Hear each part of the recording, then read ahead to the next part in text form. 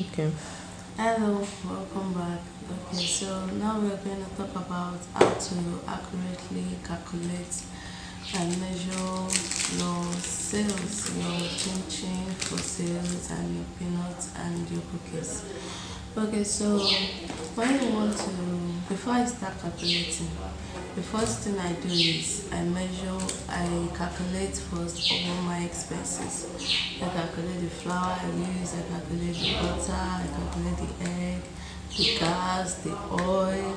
I use salt, I calculate baking powder, baking soda, whatever I use, I make sure to calculate. Even my nylon. My nylon, if I have a sticker or paper I want to calculate and what to add to it, I calculate every single thing. And if I make use of transport fare, or if I intend to transport it somehow, I calculate, I add the money to it. Also, the money the commission I'm going to give to those who are going to sell for me, I calculate that. So I calculate every single thing that I'm using for that stuff, whether for the chin chin or for the peanut butter or for the cookies. I calculate every single thing. And then when I calculate it, I also had, okay, this is what I'm intending to get. If I'm intending to get up to, like, okay, let's say from this batch of, let's say 3,000, if that's what I'm intending to get, I calculate it.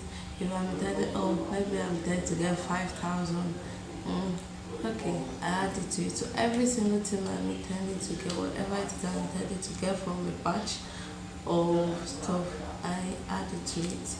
I add it to it and then I calculate.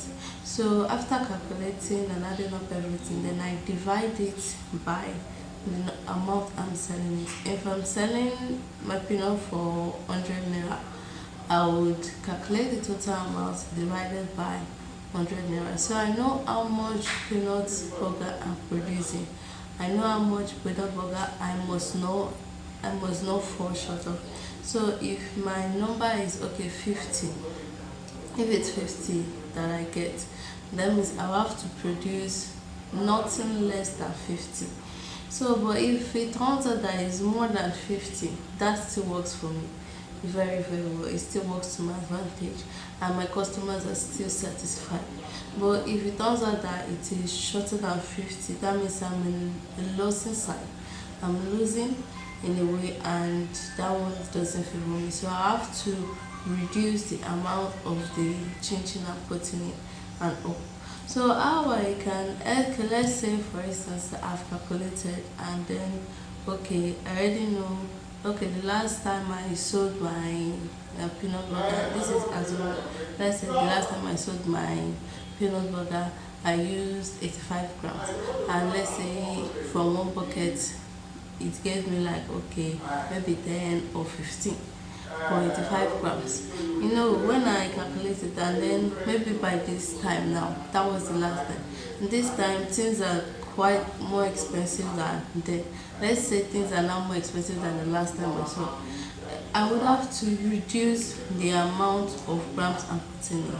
So this is how I calculate. Let's say, okay, I already know I used 35 grams before. So now I will decide that, okay, let me use 70 grams and see how it goes. So that's how I calculate it. And I usually make use of digital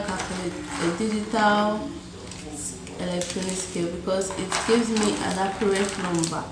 My customers are not getting cheated. I am not getting cheated. Every single one of my customers get the same quality and the same amount of what they pay for.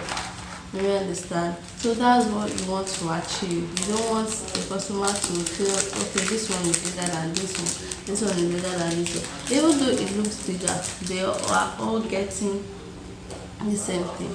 So I put on my digital calculator, and then I tell it when it's zero, I calculate.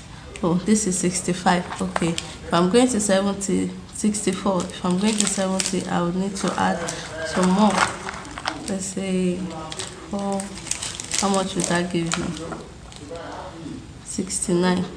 And then I need to add just one small one. 70.